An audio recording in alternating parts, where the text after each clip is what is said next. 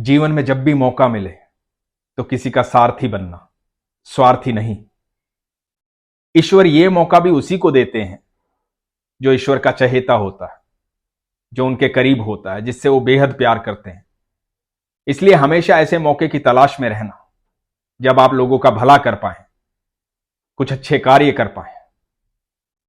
हमेशा अपने विश्वास को प्रगाढ़ रखना, ईश्वर पर आस्था रखना, उनका धन्यवाद करना कि आपको इस काबिल बनाया है कि आप लोगों की मदद कर सकते हैं।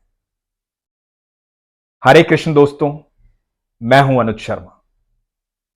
आज जो प्रसंग आपको सुनाने जा रहा हूं, यह प्रसंग मुझे किरण गोस्वामी जी ने भेजा है। किरण गोस्वामी जी हमारी वीडियो देखती हैं। उन्होंने कहा कि भैया यह प्रसंग जरूर सुनाइएगा। बड़ा अद्भुत प्रसंग है, बड़ा साधारण है, बड़ी शिक्षा है इसमें, कमाल की शिक्षा है, सुनिएगा। एक बार हुआ यूं कि एक व्यक्ति जो है अंतिम सांसें गिन रहा था, तड़प रहा था, इतना तड़प रहा था कि लोगों से देखा नहीं जा रहा था। तरह तरह की क्रियाएं की गई, गायें दान की गई, हवन किया गया, यज्ञ किया गया, लेकिन उसके प्राण नहीं छूट रहे थे। लोगों से देखा नहीं जा रहा था, इतना तड़प रहा था। लोगों की भीड़ लगी हुई थी, ईश्वर से प्रार्थना कर रहे थे लोग कि जल्दी से इसके प्राण निकले, बहुत तड़प रहा है। पता नहीं ऐसे कौन से कर्म किए थे जिनकी वजह से वो तड़प रहा था। इतने में एक महापुरुष दिखाई दिए, एक संत दिखाई दिए। संत आए, उन्होंने देखा कि इतनी भीड़ लगी हुई है, पूछा क्या बात हुई। तो लोगों ने कारण बताया। लोगों ने बताया कि यह व्यक्ति बहुत तड़प रहा है, काफी समय हो गया है, प्रार्थनाएं कर चुके हैं, हवन कर चुके हैं, गायें दान दे चुके हैं, लेकिन इसके प्राण नहीं निकल रहे हैं और यह तड़पन देखी नहीं जा रही। तो संत मुस्कुराए। संत ने कहा कि एक ही तरीका है मुक्ति देने का। लोगों ने पूछा क्या। संत ने कहा कि स्वर्ग की मिट्टी लेकर आओ और इनके माथे पर तिलक लगाओ, इनको मुक्ति मिल जाएगी। सब सुनकर हैरान हो गए कि संत अपनी बात टाल रहे हैं, कुछ भी कह रहे हैं, मुस्कुरा रहे हैं। स्वर्ग की मिट्टी कहां से लाएंगे पृथ्वी पर, और कैसे लाएंगे स्वर्ग की मिट्टी? यह तो असंभव बात है। यह चर्चा चली रही है आपस में।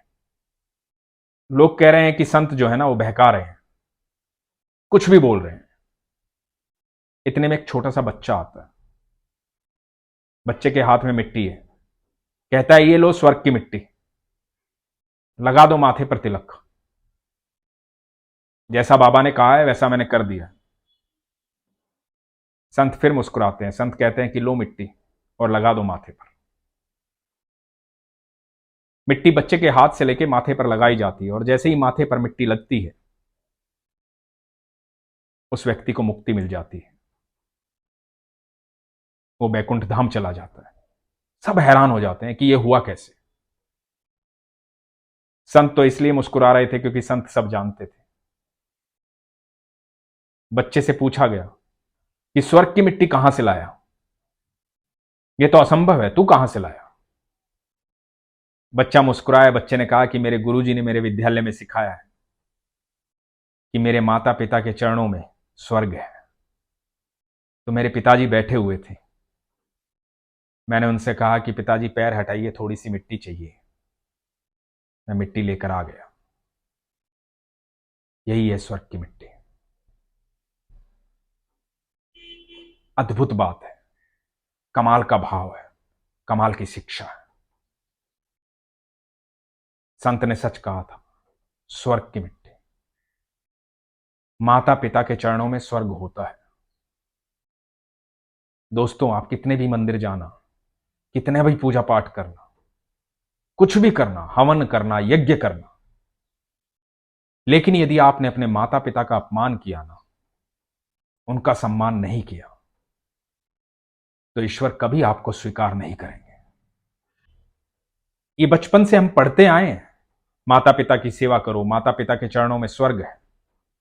लेकिन ये महज बात नहीं है, ये सच है। माता पिता सर्वोपरि है, सबसे ऊपर। क्योंकि ये भी कभी नहीं भूलना चाहिए कि ईश्वर के मंदिर में हम जाते हैं, ईश्वर को हम जानते हैं, ईश्वर से हम बातें करते हैं, वो संस्कार कहां से आए? ईश्वर को हम जानते कैसे हैं? क्योंकि हमारे माता पिता ने ईश्वर के बारे में बताया। तो ये बात कभी ना भूलें कि आप माता पिता का अपमान करेंगे और ईश्वर का सम्मान करेंगे तो ईश्वर उसे स्वीकारेंगे? कदापि नहीं, कभी भी नहीं। ईश्वर कभी नहीं स्वीकारेंगे। आपका मंदिरों में जाना व्यर्थ है, ईश्वर की आराधना करना व्यर्थ है, यदि आपने अपने माता पिता का अपमान किया तो। माता पिता चाहे कैसे भी हों, किसी भी हालात में हो, आपके लिए बेस्ट से बेस्ट करते हैं हमेशा। जो उनके पास सबसे बेहतर होता है वो आपके लिए करते हैं हमेशा। और सबसे बड़ी बात तो यह है कि ईश्वर ने हमारे माता पिता को हमसे पहले चुना है, उनके जरिए इस धरती पर लेकर आए। इस यात्रा को हम देख पा रहे हैं, इस सफर में हम आनंदित हैं। तो ये ईश्वर का चुनाव है हमारे लिए, तो उसे कभी मत नकारना। हमेशा अपने माता पिता का सम्मान करना, उनके चरणों में स्वर्ग है, ये सच बात है। अपने विश्वास को मजबूत रखिए, अपना ख्याल रखिए। हरे कृष्ण।